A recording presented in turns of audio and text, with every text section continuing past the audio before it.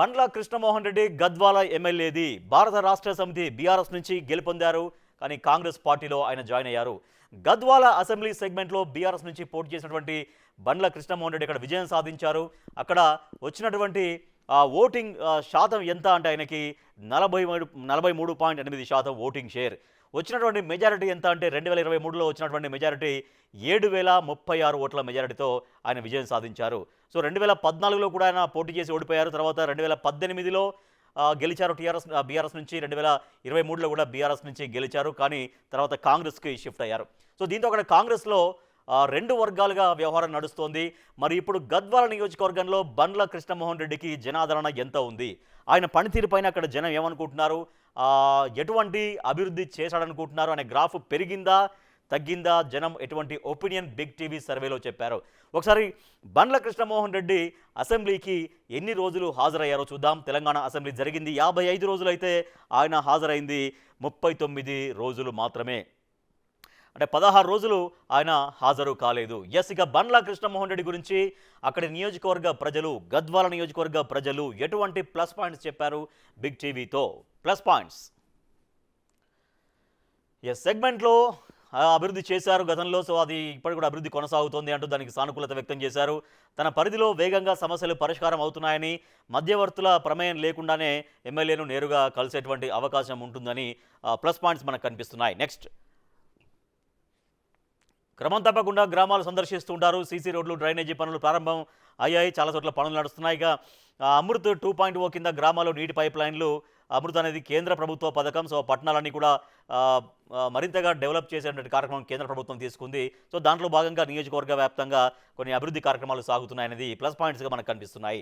Next, అర్హులకు ఇందిరమ్మ ఇండ్లు మంజూరు పత్రాలు ఇవ్వడం, తర్వాత మెడికల్ కాలేజీ కొత్త బిల్డింగ్ పూర్తి చేయించారు. సఖీ భరోసా కేంద్రం కొత్త బిల్డింగ్ ఏర్పాటు. అది స్త్రీలకి ఒక నమ్మకమైనటువంటి ఒక కేంద్రం, అది ఒక భరోసా కల్పించేటువంటి సెంటర్. సో అది కొత్త బిల్డింగ్ ఏర్పాటు చేయడం కూడా ప్లస్ పాయింట్గా కనిపించింది. నెక్స్ట్, మైనస్ పాయింట్స్ ఏం చెప్పారు కృష్ణమోహన్ రెడ్డి గురించి. పార్టీలు మారడం పైన జనంలో మిశ్రమ స్పందన ఉంది. కొంతమంది ఓకే అని, కొంతమంది కరెక్ట్ కాదు, పార్టీ మారడం, బీఆర్ఎస్లో గెలిచి కాంగ్రెస్లోకి ఎలా వెళ్తారు అంటూ కొంతమంది ప్రశ్నిస్తున్నారు. అది మిశ్రమ స్పందన కనిపిస్తుంది. ఏ పార్టీలో ఉన్నారో సరైన క్లారిటీ కూడా లేకపోవడం. ఇటీవల ఆయన ఒక పోలీస్ స్టేషన్లో కంప్లైంట్ కూడా చేశారు. నా ఫోటోను కాంగ్రెస్ వాళ్ళు వాడుకుంటున్నారు, నేను బీఆర్ఎస్ నుంచి గెలిచాను, నేను బీఆర్ఎస్ సభ్యుని అంటూ కూడా ఆయన ఇటీవల కూడా పోలీస్ స్టేషన్లో కంప్లైంట్ చేసిన సందర్భం కూడా ఉంది. అందుకని అసలు ఆయన ఏ పార్టీలో ఉన్నారు అనేది కూడా ఒక క్లారిటీ లేకపోవడం అనేది కూడా కనిపిస్తూ ఉంది. అఫ్కోర్స్ ఆయన కాంగ్రెస్లో కొనసాగుతున్నప్పటికీ కూడా ఆ రకమైనటువంటి కన్ఫ్యూజన్ ఇంకా పార్టీ క్యాడర్లో కూడా ఉంది కొన్ని ఆయన చర్యల వల్ల. పెద్ద అభివృద్ధి పనులు మొదలు కాకపోవడం అనేది కూడా మైనస్ పాయింట్గా కనిపిస్తుంది. నెక్స్ట్, నర్సింగ్ కాలేజీ కొత్త బిల్డింగ్ పూర్తి కాకపోవడం, అది కూడా మైనస్ పాయింట్ చూస్తే. గత ప్రభుత్వం ఆపేసినటువంటి పనులు కూడా ఇంకా కొనసాగించలేకపోతున్నారు. ఇవన్నీ కూడా మైనస్ పాయింట్స్గా కనిపిస్తూ ఉన్నాయి. నెక్స్ట్, నాయకుల మధ్య వర్గబోరు. సహజంగానే బీఆర్ఎస్లో గెలిచి కాంగ్రెస్లోకి వెళ్ళారు కాబట్టి అక్కడ మొదటి నుంచి ఉన్నటువంటి ఆ క్యాడర్లో డెఫినెట్గా ఒక చీలిక ఉంటుంది, ఆ వర్గపోరు నడుస్తుంది అనేది. స్కీమ్లు గ్రౌండ్ లెవెల్లోకి తీసుకెళ్ళలేకపోవడం అనేది కూడా మైనస్ పాయింట్గా కనిపిస్తుంది.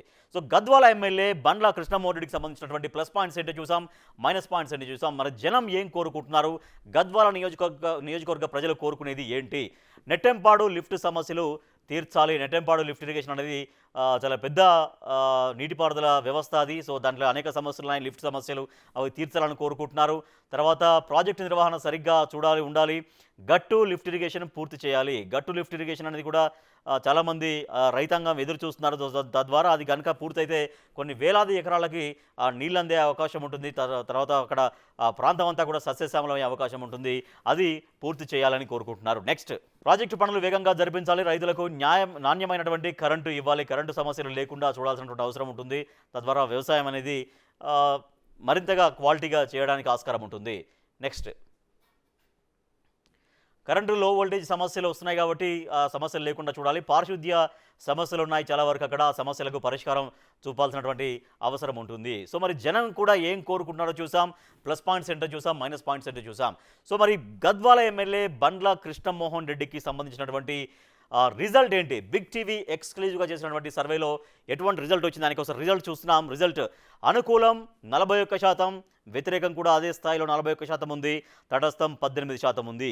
సో వ్యతిరేకము అనుకూలము రెండు చెరి సమానంగా ఉన్నాయి, ఈక్వల్గా ఉన్నాయి. అనుకూలం వ్యతిరేకం, తటస్థం అయితే 18% ఉంది. సో తటస్థాన్ని అనుకూలంగా మార్చుకోవాల్సినటువంటి అవసరం ఉంటుంది. రాబోయే రోజుల్లో గద్వాల నియోజకవర్గ ప్రజలు ఎదురు చూసేటువంటి అభివృద్ధి ఫలాల్ని వాళ్ళకి మరింతగా అందించగలిగితే, ఇంకా జన ఆదరణ పొందగలిగితే, ఏవైతే కార్యక్రమాలు చెప్పారో అవన్నీ కూడా ప్రజలకు నిత్యం అందుబాటులో ఉండి అవన్నీ కూడా గ్రౌండ్ చేయగలిగితే తటస్థం తగ్గించుకోవచ్చు, వ్యతిరేకతను తగ్గించుకోవచ్చు, తద్వారా అనుకూలం అనేది పెంచుకోవచ్చు. సో మన అనుకూలాన్నే మనం ప్రామాణికంగా తీసుకుంటాం కాబట్టి అనుకూలం 41%గా మనకు కనిపిస్తుంది.